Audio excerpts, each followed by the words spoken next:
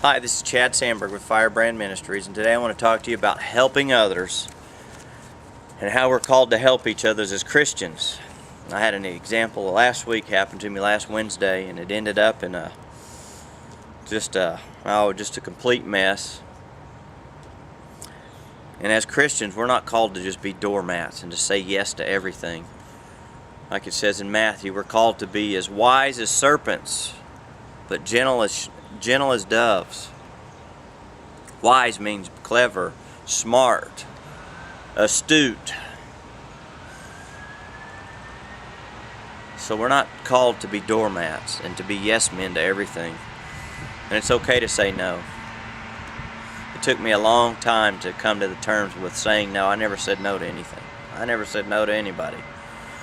I lost everything I had 3 or 4 times over from not saying no and recognizing where people were and where I was when I was saying yes. It gets back to my point of what happened last Wednesday at the church.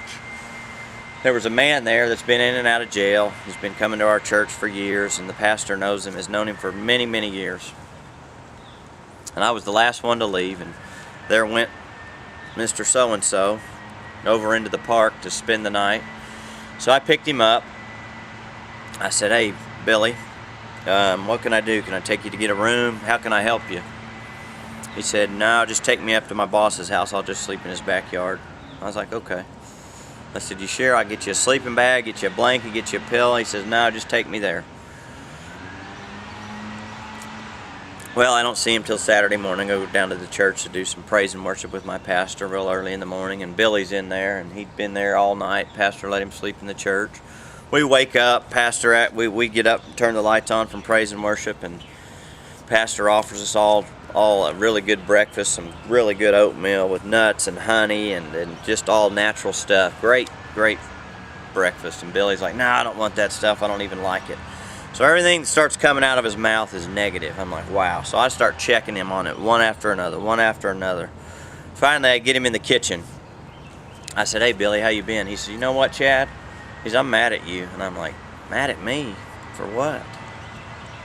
He said, "Well, I didn't sleep very well at my boss's house the other night where you dropped me off." I said, "And that's my fault?" I said, "I offered you a room. I offered you a sleeping bag. I offered you a blanket. I offered you a pillow. What more could I do?" My point is that man was in such a state of unthankfulness, he couldn't even recognize that I was trying to help him. And my point to this story is we can only help people from where they are, not from where we are. I was trying to help him with all the things that I'm responsible with. Having a room, having a sleeping bag, having a blanket. But anyway, back to the point. The man woke up or got up from praise and worship, and he was just being so unthankful. So that's the first clue and telltale sign of somebody that you can't help with anything at the moment. My point is you share a word with them, maybe even sit down and have lunch with them, but that's it. Draw the line right there. Hey, this is all I got for you. You're so unthankful, you're not even in a place to accept the blessings God has for you. You're not even able to accept what I have for you now.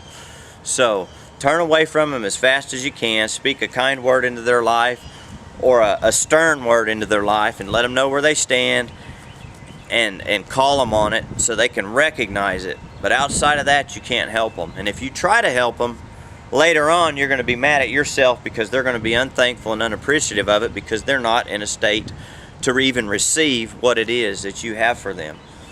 So a kind, stern word is all you can offer them. So recognize where they are and where you are, so they can be responsible for whatever that is. That was a great lesson for me. And anyway, that day turned into an awful day. The pastor loaned Billy his car. He was supposed to go up to Walmart to get some ice for an outreach we were doing. And what does he do? He goes across town, totals out his car, leaves the scene, felony injury, leaving the scene. That's a felony. That's a felon. He's going to have to be a felon now for doing that. Again, Billy was in such a state of unthankfulness that he didn't care about going up to Walmart and getting some ice. He went across town where he has a restraining order against him to see some girl, totals out the pastor's car, brings it back and says, hey, I had a wreck in your car. They flagged me on and said go. Well, no, that wasn't the case. He was in such a state of unthankfulness that he couldn't even recognize the fact that, hey, I'm in the pastor's car, I'm going to take care of it, I'm going to do the right thing. No, what does he do? He goes across town, totals it back, totals it out, brings it back. Police follow the coolant trail all the way back to the church, the only reason they found him, and they arrest him under felony charges of leaving an hit-and-run accident with an injury. Had we recognized it before, the pastor and I both learned a great lesson from this, because I've probably, in value, 300 of those cars. You know, we got a $3,000 car that he totaled. I've done that 300 times, maybe more, with people, because I didn't recognize where they were and help them from where they were instead of from where I was, and giving them all the resources that I had that they could no longer, that they didn't even have the ability to be responsible for at the time, or accept or be thankful for. It's no different than what happened to Mike Tyson. He became the heavyweight champion of the world back in the early 90s. He came to the tune of $400 million, not knowing how to even, much less have a few $1,000s. Didn't understand the responsibility of it. Well, it was heaped on him. Well, then everybody took advantage of him, and then he was mad. I understand why he was mad. They should have taught the man how to be responsible for that money before they gave it all to him. So, anyway, man, it's your time. Excuses only sound good to those giving them.